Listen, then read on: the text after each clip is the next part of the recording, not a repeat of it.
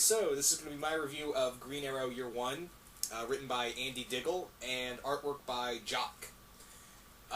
This is a great comic. I loved it. This is actually my first time really delving really in depth into Green Arrow. I was kind of thanks to Arrow. I really wanted to read more Green Arrow stuff, so I was like, you know what? I saw this at the MegaCon convention, and I was like, yeah, okay, I'm in. So I got it, and I gotta say, it did not disappoint me. It was really good. What it is pretty much, this is a huge inspiration for the Arrow TV show. This followed, and it's a little different, but if you think it's exactly 100% like, oh, Oliver Queen is on the island, and yeah, he's on the island, but it's a lot different from what the TV show portrays. In here, in this comic, it does have Oliver Queen as this douchebag millionaire who literally has no regard for anyone, not even himself. He hardly cares about anyone, and it's a great dynamic because he has this British bodyguard named Hackett who later betrays him and leaves him dead, and he ends up on this island led by a woman known as China White. Now, for those who have only watched the Arrow TV show, China White in there is an assassin. In here, she's this heroin drug dealing queen who operates from this island that used to be a Japanese military base back in World War II, and she's been using the natives of this island that's not even on the maps anymore in the world to basically harvest opium for her heroin. So in here, Oliver lands on the island after his friend Hackett betrays him and leaves him for dead. So on the island, it really does happen real fast. That in the first issue, we don't really get him. We just get Oliver. We just get Oliver being betrayed and left on the island after making a total douchebag of himself at an auction. Second issue pretty much follows Oliver learning to survive on the island and make his first bow and this green hood. And we don't really see any action until the next 3 issues. That's when things really start to kick up. But the first 2 issues are pretty much establishing who Ollie is in the first issue and what he becomes in the second issue. Really quick, and we see him evolve even faster in this story.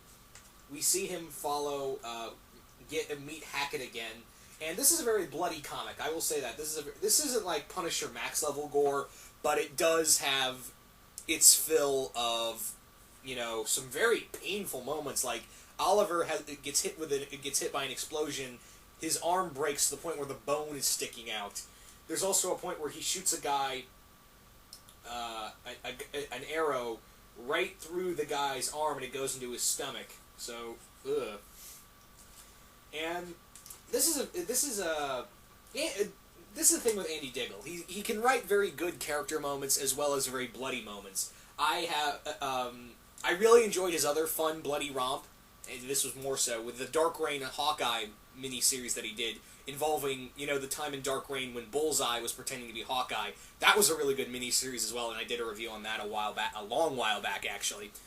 So with this is a more polished version of that, and it's really done very well. This is a very good Green Arrow story. It really does delve into what Oliver becomes. Like, we see him evolve, all because of this woman he meets that takes care of him. This pregnant woman who, the name, I think it's Triana, I want to say. I hope I'm not butchering that name, but she's this pregnant woman who has nothing and gives Oliver Queen, a reason to live, and he wants to help these people. But he actually finds the boat that he was on and literally thinks for 2 seconds, I could just leave this all behind and just go back to the way I was. And then he thinks, no, these people, all because of one woman who risked her life and her unborn child to save me, a total jackass. So I'm going to do everything in my power to save them. And we see him really, in this comic, it's really cool to see him also build the other trick arrows. Like, he makes a knockout arrow with a little screw head and adds it to a broken arrowhead, makes that the arrowhead, and shoots it and knocks a guy out. He also ties a bottle rocket to another arrow and makes explosive arrows. So it's all makeshift arrows before that are his, makeshift trick arrows. That's very cool how he uses that kind of ingenuity. So, yeah, this is really good. It's a really good 6-issue miniseries, really going in depth of what Oliver Queen is and what he becomes.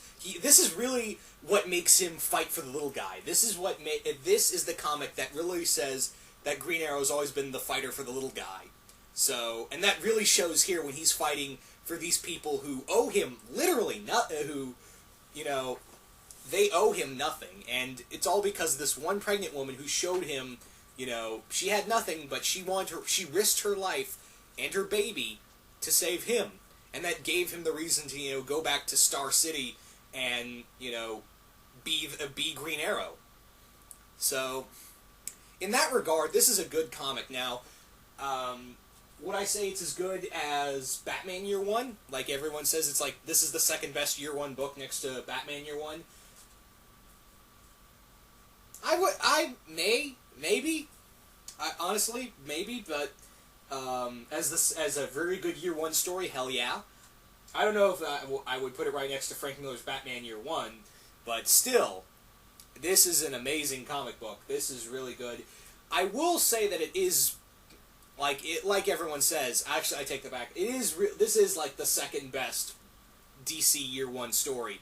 There are a few others, and I heard the other one that's really high up is Chuck Dixon's Robin Year One, which I heard is very good. Same with Batgirl Year One.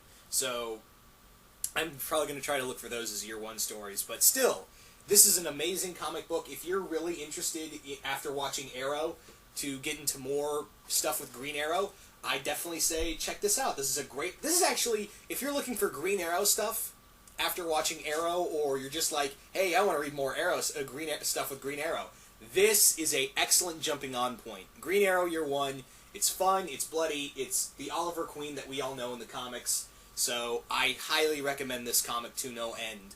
And yeah, that's my review. Hope you guys liked it. Later.